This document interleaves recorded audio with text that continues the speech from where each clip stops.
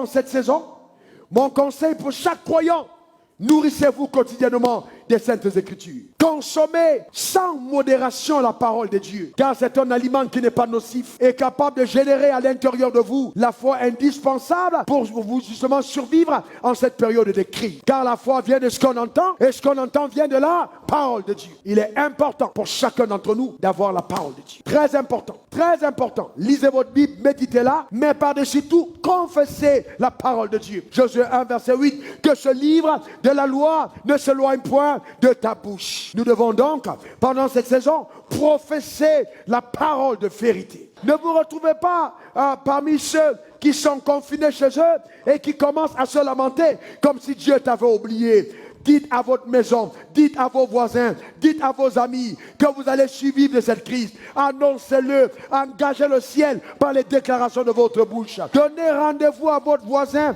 à la fin de la pandémie. Dites à votre voisin, on se verra à la fin de cette pandémie. Je serai toujours vivant. Quelqu'un me donne le meilleur des amens. Ce n'est pas une prétention, mais c'est un acte de foi. Et la foi en Dieu ne décevra jamais. Dis encore le meilleur des amens. Donne-moi le meilleur des amens. C'est important, frères et sœurs. Aucune TF1, Fox News, etc. ne vous donneront pas des informations de la Bible. Vous devez être connecté à l'autel de Dieu pour entendre ce que Dieu dit. Ils sont en train de vous raconter des mensonges, mais moi, en tant que prédicateur et prophète de Dieu, je suis en train de vous donner des informations de la chaîne de télé du ciel qui est en train de vous dire, l'ange de l'Éternel monte la garde autour de ceux qui le craignent. Le Dieu que nous servons n'a pas changé. Sa fidélité est toujours démontrée dans cette génération. Dis encore Amen. Coronavirus, coronavirus, tu l'as entendu. Mais pendant longtemps, on a aussi entendu Jésus, Jésus, Jésus. Donc pourquoi veux-tu te laisser intimider par un nouveau nom alors que tu as reçu un nom qui est au-dessus de tous les autres noms, à la mention duquel tout genou fléchit dans les cieux, sur la terre et sous la terre. Que tout le monde prononce ce nom. Que tout le monde prononce ce nom. Est-ce que le nom de Jésus est au-dessus du coronavirus?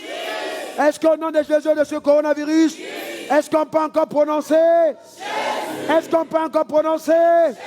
Une troisième fois. Alléluia. Amen. Acclamons le Seigneur. Acclamons le Tout-Puissant. Ce sont des cris de joie dans sa présence.